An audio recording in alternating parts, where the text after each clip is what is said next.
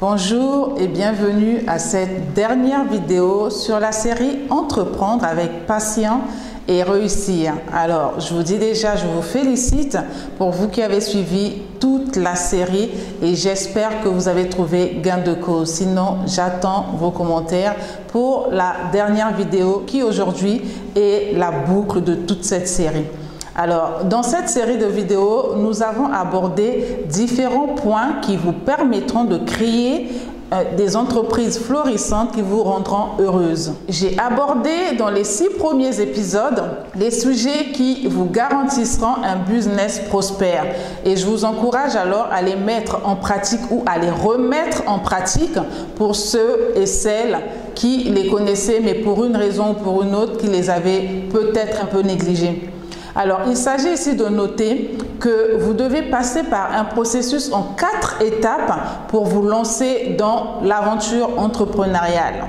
Aussi, que la mission de votre entreprise doit être cohérente avec vos valeurs. Et vous l'avez déjà bien noté que toute société sérieuse a une vision, une mission et des valeurs.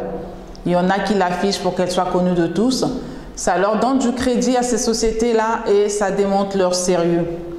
Également, de bien garder en tête que vous devez créer de la valeur pour vos clients, pour votre entourage, également pour vous-même.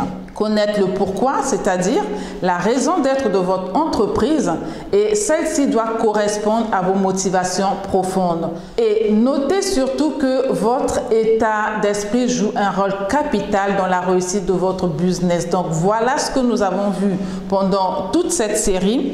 Et aujourd'hui, vous l'aurez compris, et comme la répétition est la meilleure des sciences, je vais marquer un point d'honneur sur le fait que vous devez retenir exactement ceci.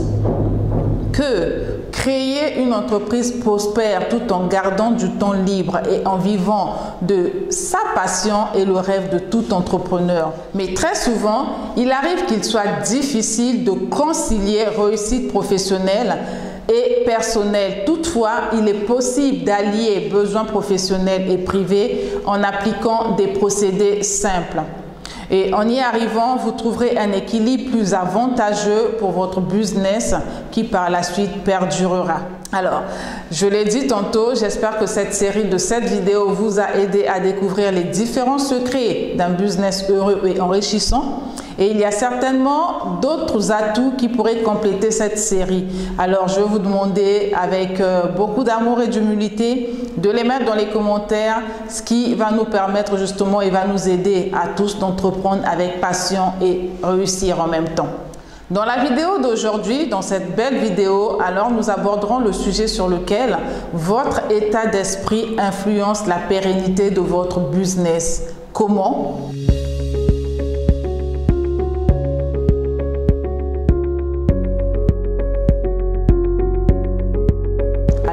La première chose à se remémorer ici est celle de comprendre que le succès d'une entreprise est la conséquence d'un bon mindset, soit d'un bon état d'esprit du dirigeant. Il est important de le travailler, cet état d'esprit, votre mindset, pour devenir un allié de votre entreprise plutôt qu'un frein. Comment le savoir? Nous allons l'aborder aujourd'hui. Votre entreprise est le reflet de votre état d'esprit, je venais de le dire tout à l'heure, et ce dernier peut être affecté par vos croyances limitantes ou votre manque de confiance, et je dirais même au lieu de ou votre manque de confiance, c'est-à-dire la peur et les croyances limitantes. Alors, pour dépasser vos peurs et combattre vos barrières mentales, vous devez apprendre à connaître vos limites. C'est essentiel. Cela va vous permettre de ne pas vous mettre en danger tout en sortant progressivement de votre zone de confort. Ici, comprenez bien que la zone de confort représente l'endroit où vous vous sentez en sécurité, mais où vous ne prenez aucun risque également. Cela peut être préjudiciable pour votre business. Et bien pourquoi? Parce qu'il n'évoluera pas, tout va stagner. Et je ne pense pas qu'on puisse créer ou se projeter dans la création d'une entreprise pour faire du surplace, bien au contraire. Alors, pour en sortir, en évitant de vous exposer à des expériences traumatisantes, lancez-vous de petits défis quotidiens en augmentant progressivement leur degré de difficulté.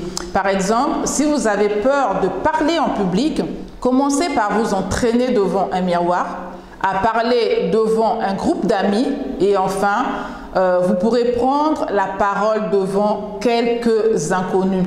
L'important est de ne pas vous brusquer, mais de dépasser vos peurs étape par étape.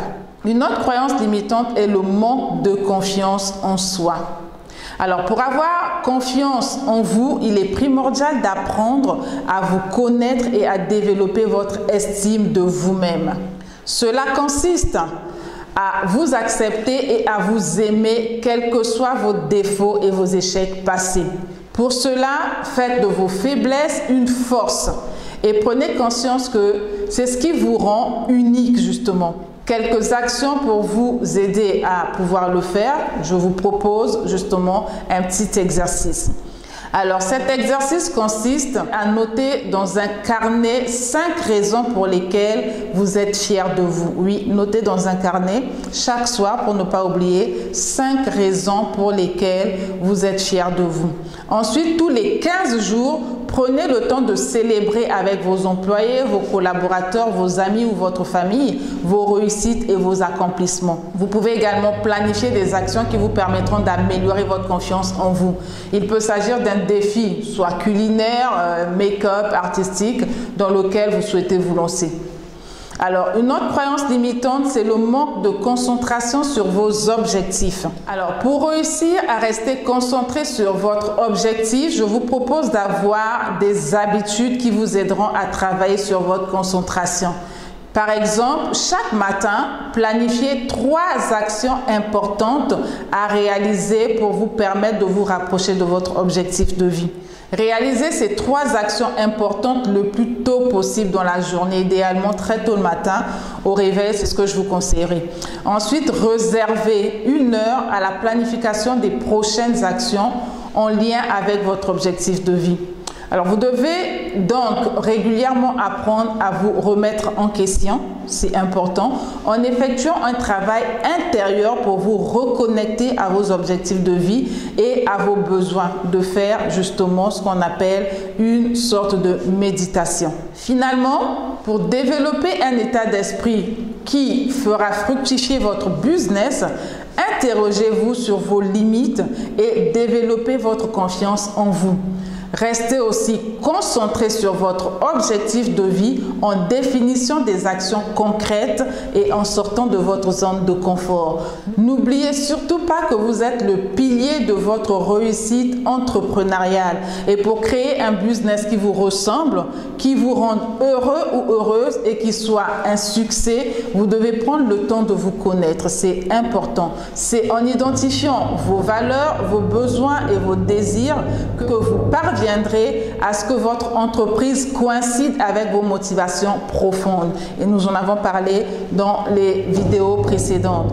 Ce sont votre travail intérieur et vos questionnements qui provoqueront le déclic et qui vous pousseront à associer ce qui vous fait vibrer à la réussite professionnelle. Ce qu'il vous faut retenir de cette vidéo, sinon de toute cette série, que j'ai intitulé « Entreprendre avec passion et réussir » et qu'un bon équilibre professionnel et privé est la clé pour réussir la création de votre entreprise.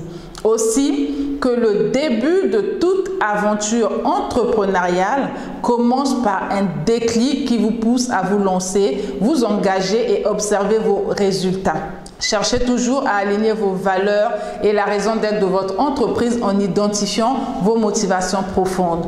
Accordez-vous également du temps pour vous ressourcer, d'accord? Nous avons parlé du bien-être et avoir également du temps avec vos proches. Identifiez vos limites et combattez vos peurs pour sortir de votre zone de confort. Faites également de votre entreprise une aventure humaine plutôt qu'une contrainte pour y trouver du plaisir. Surtout, notez bien ceci, que pour faire de votre business une réussite sur tous les plans, il vous faudra créer de la valeur aussi bien pour vos clients que pour votre entourage. Voilà, c'est la fin de cette série. Ok, je suis curieuse de savoir ce qu'elle vous a apporté. Vous avez aimé cette vidéo, je vous demanderai encore de me laisser un commentaire, de la partager massivement et surtout de vous abonner et d'activer la cloche de notification pour être informé des contenus qui seront mis en ligne et également pour ces contenus qui s'y trouvent déjà. Je vous dis à très bientôt pour une autre vidéo. Au revoir.